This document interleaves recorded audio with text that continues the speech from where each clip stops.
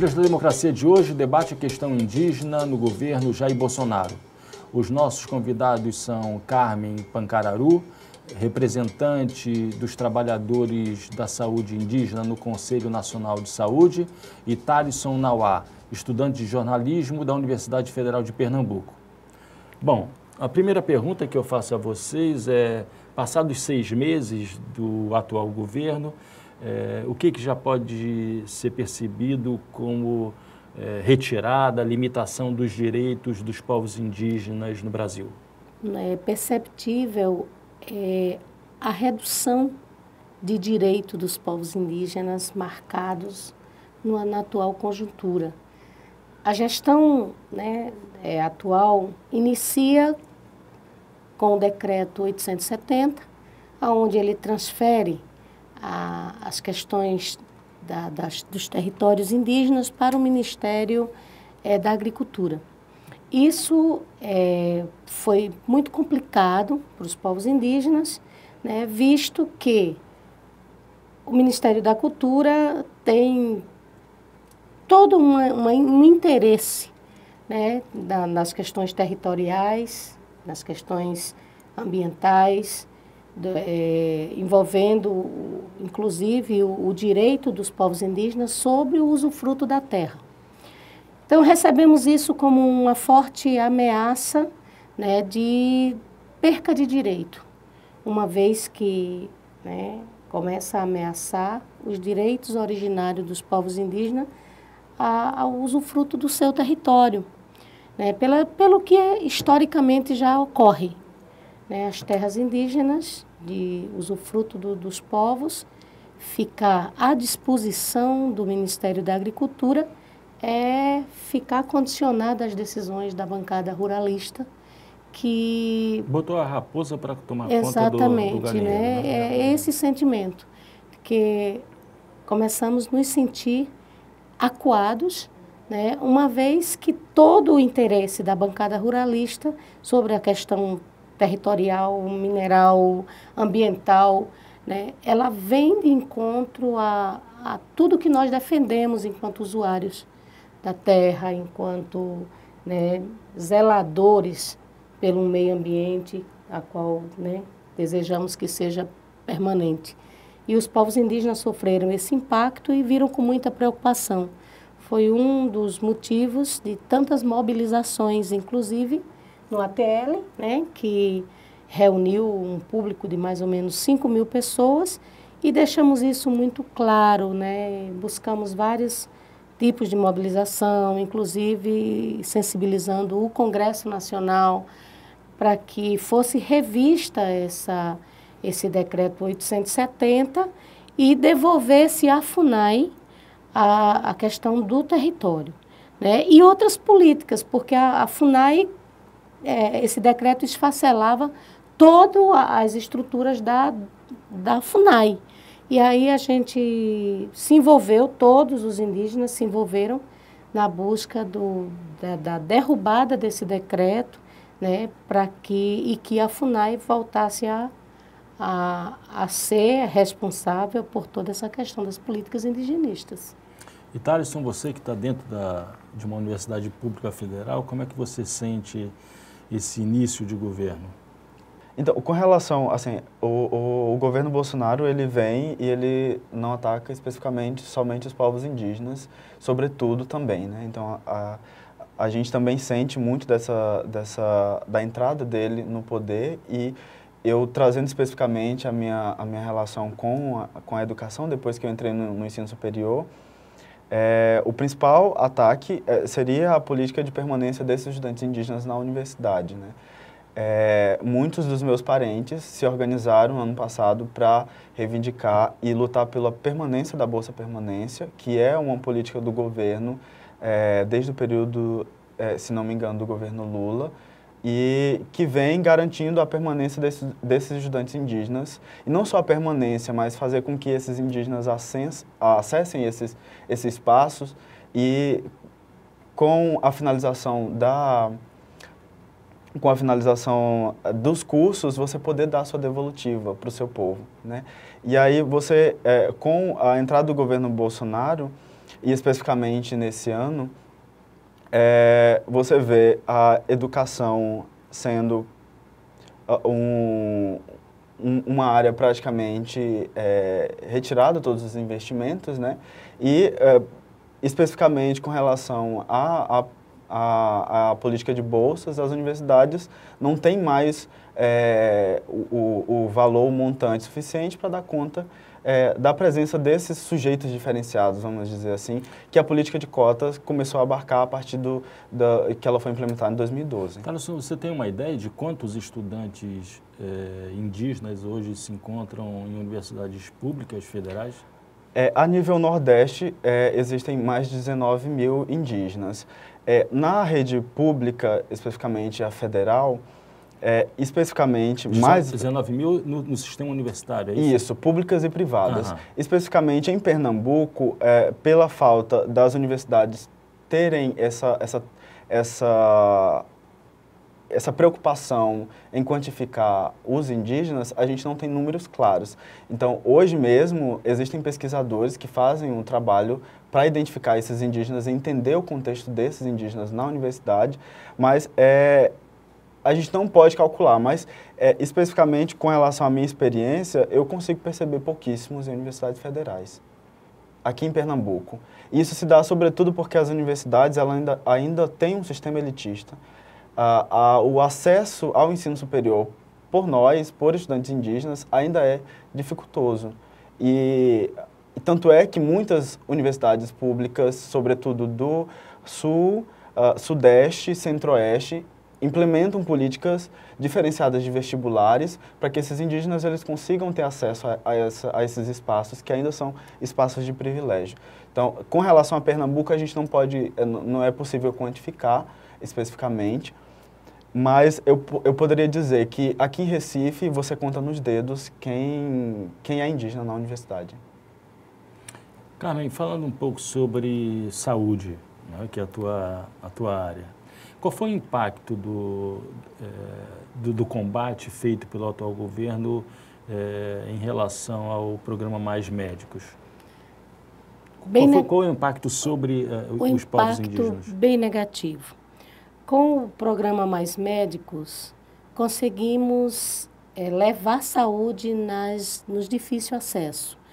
Etnias onde nunca tinha tido o profissional médico pelas dificuldades, né, de permanência em área, das exigências do próprio modelo de contrato, que é fazer 40 horas semanais, pelo menos 6 horas diárias dentro de aldeia.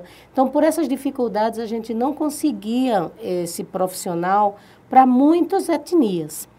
Com a chegada do Mais Médico, a gente conseguiu ampliar esse espaço, né? Inclusive, a saúde indígena trabalhou com 317 médicos do programa Mais Médicos, onde a gente pôde espalhar 17 médicos do programa Mais Médico, né? Na maioria cubano. Uhum. A gente conseguiu levar esses médicos para o interior da Amazônia. Nós conseguimos levar médicos aonde a gente não tinha conseguido até então. Com a retirada do programa, a gente voltou a comunidade sentiu o impacto disso, porque foi tirado os médicos e não substituídos. Então, as equipes multidisciplinares, elas continuam trabalhando, porém, incompleta, né, porque a gente não conseguiu repor esses profissionais. Até mesmo aqui em Pernambuco, que é considerado de fácil acesso, a gente ainda não conseguiu ocupar todas as vagas que era ocupada pelo programa Mais Médico. A gente não conseguiu ocupar com essa nova,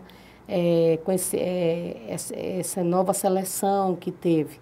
Ainda não foi possível, né? Às vezes, chegou até a divulgar, teve área como Carnalbeira da Penha e outra que teve médicos inscritos para ir para lá, mas quando conhece a realidade não permanece. Tem dificuldade para permanecer, porque precisa trabalhar em cima de serra, ficar mais tempo dentro da área indígena, né? Então tem essa dificuldade de completar as equipes multidisciplinar. A gente não consegue o profissional Bom, disponível a isso. Se em Pernambuco a realidade é essa, no Acre, na Amazônia Legal, a situação é muito mais grave.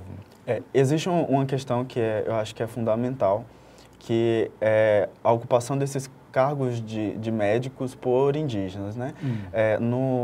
Especificamente na região que eu poderia citar aqui no caso é do meu povo, quem atende é uma médica Naua. E ela atende não só o meu povo, o povo Naua, como o povo Nuquini e o povo Puianaua. Mas a gente reconhece que mesmo ela sendo Naua, há dificuldade. Dentro do território do meu povo, existem grandes limitações, e uma delas que eu posso citar é o acesso, por exemplo, à gasolina. Tudo funciona à base de gasolina. As trocas, inclusive, que os próprios indígenas às vezes precisam descer para a cidade para poder vender o seu material, vender o que produz na aldeia, é a base de gasolina. Ou então, quando você precisa de um determinado insumo e você não tem, você troca com um parente por meio da gasolina também. Então, é dificultoso alcançar esses espaços, né, principalmente do meu povo, porque você tem um gasto muito alto para isso. E a gasolina, como nós sabemos, ela vive nesse sobe e desce de valor, e aí há essa grande limitação. E também especificamente por conta das vias, que não são vias de terra, né? São vias fluviais. Para subir até a aldeia do meu povo, a gente sobe pelo rio Moa, e esse rio com muitas curvas leva até 12 horas de viagem para você subir. Então, se você vai a um determinado atendimento, em uma pessoa, se você vai em determinado atendimento com determinada população, é possível que você não consiga atender o suficiente, porque, inclusive, dentro do nosso território, as casas elas são muito separadas, muito distantes umas das outras. Então, você tem a limitação de chegar lá e também de retornar.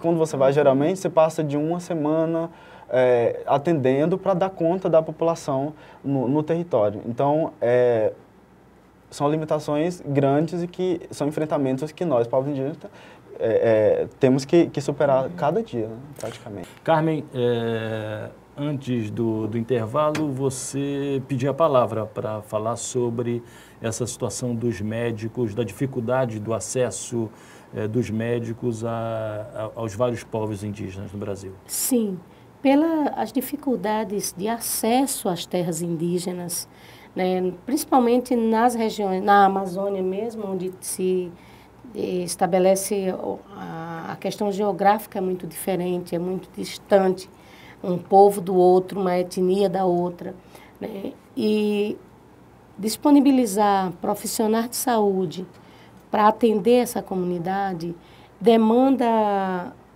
toda uma logística diferente. Ele falou da logística de 12 horas de viagem para acessar uma determinada comunidade. A gente tem experiências, principalmente na região do Vale do Javari, que leva até 14 dias, depende do rio, como o rio esteja, para esse profissional chegar na comunidade, fazer o atendimento. Então, não dá para se pensar nessa logística de ir e voltar. Quando a gente disponibiliza uma equipe para fazer essa atenção, ele fica dias dentro das terras indígenas. Pode ficar 20 dias, 30 dias, até 60 dias dentro de área, fazendo essas ações para tentar otimizar o máximo desse recurso utilizado para esse deslocamento. Que quando não é possível viabilizar por horas voos, precisa ser de barco.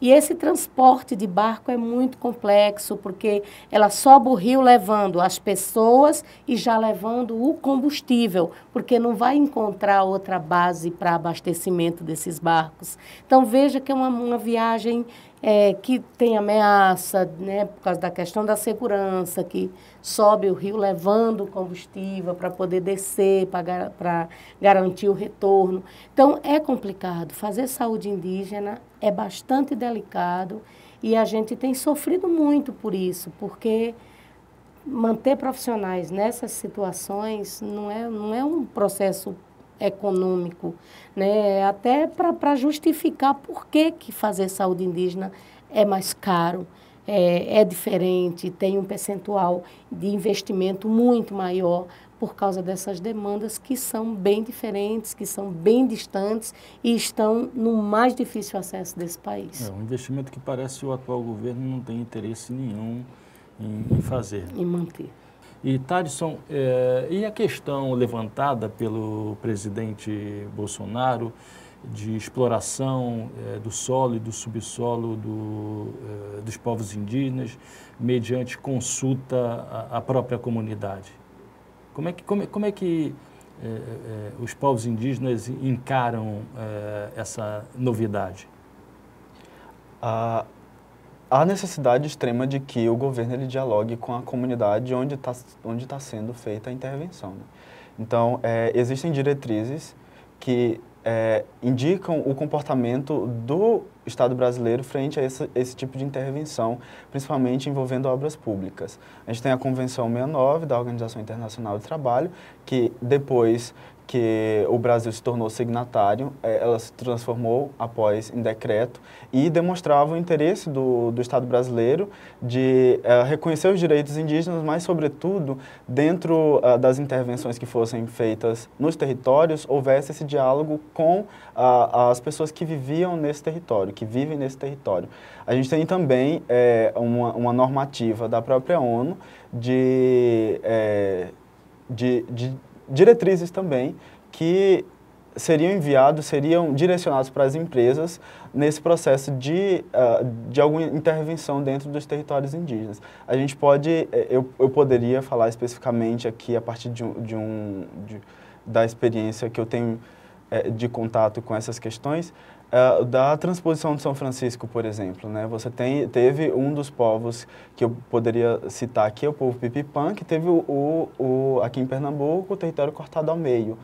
E você, recentemente, uma pesquisa de uma médica da Fiocruz, ela identificou o quanto essa intervenção do Estado brasileiro, por conta dessa atividade dentro do território, quanto isso impactou na vida da população.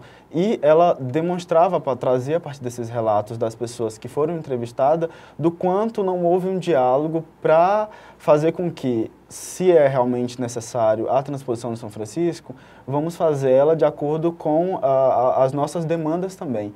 Então, isso implica diretamente na saúde dos povos, como essa própria pesquisa dessa médica na Fiocruz identificava, e a gente percebe o quanto há necessidade da relação do Estado brasileiro, desses representantes dos políticos, desse contato, desse diálogo estritamente com a comunidade que vai ser afetada.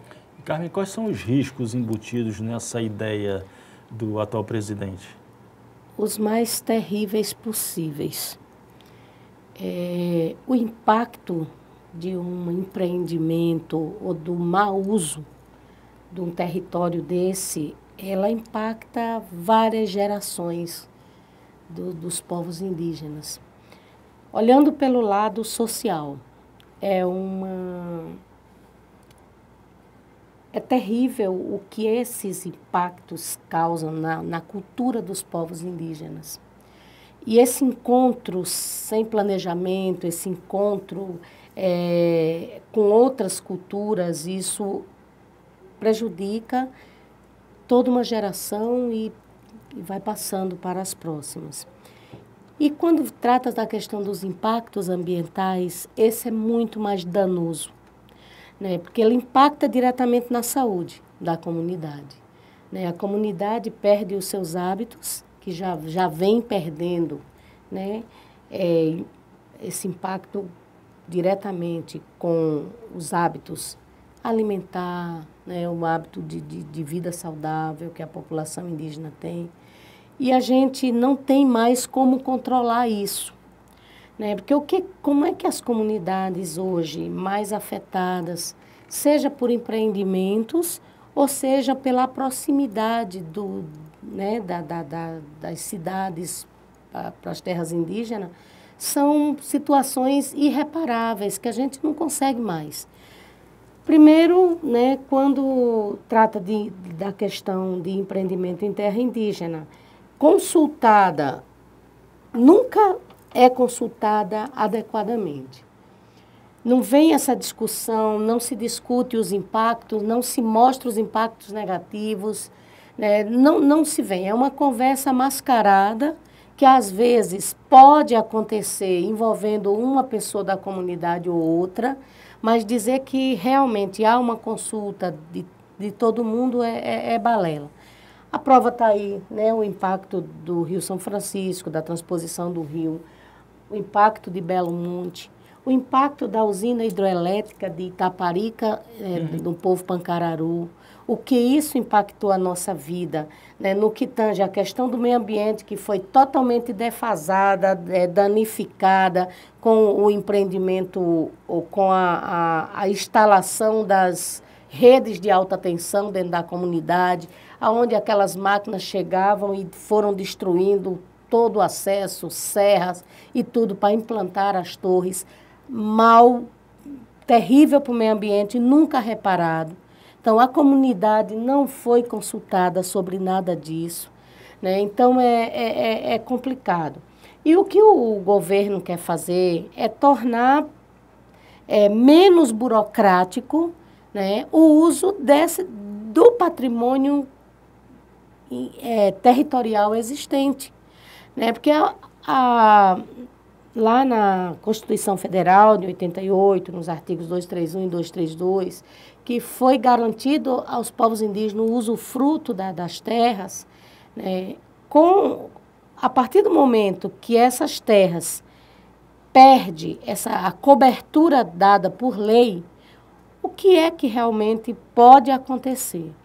Aonde está a maior população indígena desse país? Está na Amazônia. Hoje, os povos indígenas ocupam 12% do território nacional.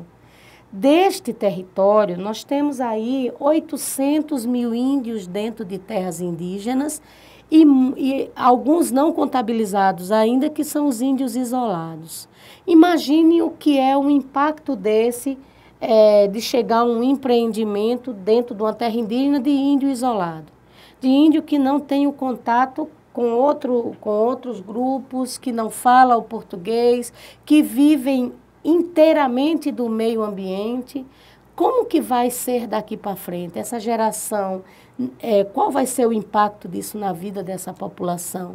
Então, a proposta do governo em tornar cada vez mais fácil o uso desse patrimônio que existe das terras indígenas é uma ameaça ao direito de existir, né? Porque quando chega esse desenvolvimento, ele não respeita a vida de quem está ali na terra. É uma concepção de desenvolvimento sem envolvimento das comunidades. Exatamente. Né? Sem envolvimento dos povos indígenas. Seria desenvolvimento para quem? Para a soberania do país? Enquanto outros com certeza vão morrer? Está aí o garimpo nos Yanomami, a contaminação de tantos pacientes, de tantos indígenas que estão contaminados pelo mercúrio. E a vida deles, quem vai garantir? São múltiplos, né? No Brasil contemporâneo, só para ficar na história do Brasil contemporâneo, de projetos de desenvolvimento, de megaprojetos, né? Que repercutiram muito negativamente na saúde, na cultura dos povos indígenas. E aí se constrói a ideia de que as populações indígenas são adversárias, são um empecilho a esse tipo de desenvolvimento. Como é que vocês fazem a crítica desse tipo de identificação, Thaís? Eu acredito que nós não somos nunca fomos a barreira para o progresso. O que nós questionamos aqui é a execução de uma política que o próprio governo já definiu que ia fazer, que era justamente a negociação e a conversa com as populações que estão sendo afetadas por esses empreendimentos. Eu não preciso nem ir muito longe para falar sobre essas intervenções. Eu posso ficar aqui mesmo em Pernambuco, na usina nuclear que está sendo idealizada em Itacuruba. Então, a gente vê os povos indígenas organizados, e eu falo a partir da juventude indígena com a qual eu tenho relação. A última reunião da Comissão da Juventude Indígena de Pernambuco, em Cabrobó, nesse ano, em janeiro, os indígenas se organizaram justamente para criar uma frente de mobilização contra aquilo que afetaria os povos indígenas, especificamente daquela região onde o empreendimento estava sendo idealizado. Recentemente teve uma segunda marcha dos povos indígenas, dessa vez uma marcha mais longa, para tentar dizer para o Estado brasileiro e para os representantes, e a gente já pode dizer até que surtiu um efeito, de que os povos indígenas não querem esse tipo de intervenção sem a consulta direta e sem o diálogo estreito com as populações. O nosso programa está chegando ao fim, mas eu gostaria de fazer uma última pergunta e gostaria que vocês dois respondessem.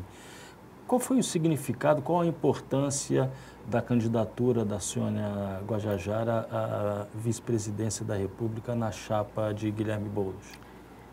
Seria uma oportunidade de se fazer uma política diferente, se fazer uma política com um sentimento por ser um brasileiro, uma brasileira originária, que traz na sua luta, traz no seu sangue, né, o sangue dos povos originários desse país, que até aqui não tiveram oportunidade de fazer a sua própria política. Né? A nossa política é a mais saudável possível. É a política de continuar existindo em um ambiente saudável, né? Produzindo. Nós não temos uma intenção de fazer a monocultura ostensiva. Nós precisamos usar o meio ambiente de forma racional para a sobrevivência, para a alimentação, né? Alimentação saudável. A nossa ambição é continuar existindo. A nossa cultura continuar fortalecida, né? É vivendo daquilo que o meio ambiente nos oferece. Então, a candidatura da Sônia foi, sobretudo, a coragem, né? Ela teve a coragem de dispor o nome dela para trazer uma política social diferente, uma política humanizada, uma política cultural, uma política onde o povo brasileiro se sentisse mais brasileiro, onde ele se sentisse que é possível a gente viver sem tanta ganância, né, sem matar, sem acabar com a floresta, sem acabar com os rios, né?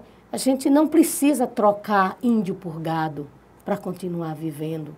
A gente pode ter as duas coisas, cada um respeitado no seu ambiente, no seu meio, no meio do que você vive e vive bem. E isso a Sônia trazia muito claro, né, que é a questão do direito ao seu território, continuar na sua casa, na sua roça, né, sem devastar, sem queimar, sem acabar, sem poluir, sem matar os peixes e sem acabar com a floresta. Então, isso para nós é fundamental que essa discussão venha, né, para todos os ambientes, porque se a gente não preservar, todo mundo, daqui a pouco tempo, não vai ter mais o que preservar, não vai ter mais não vai ter geração futura, ela também se acaba. Tyson? Eu vejo a candidatura de Sônia Guajajara como uma possibilidade dos povos indígenas se sentirem representados em políticas que há muito a gente vem lutando. Seria uma possibilidade também, a partir dessa candidatura, de implementação de políticas étnicas que estão de acordo, que estariam de acordo com as populações indígenas, o respeito a nós, que já estamos aqui, que estivemos e continuamos e vamos continuar existindo desde o processo de ocupação, de invasão desse território. Então, eu acredito que foi uma possibilidade, foi um momento de você se sentir representado numa figura política, numa figura pública e política, que nós, povos indígenas, dificilmente temos a capacidade de se sentir representado. Muito obrigado a vocês dois. E o Trilhas da Democracia volta na próxima terça-feira, às 9h30 da noite, com reapresentação aos domingos, às 7 horas da noite. Até lá!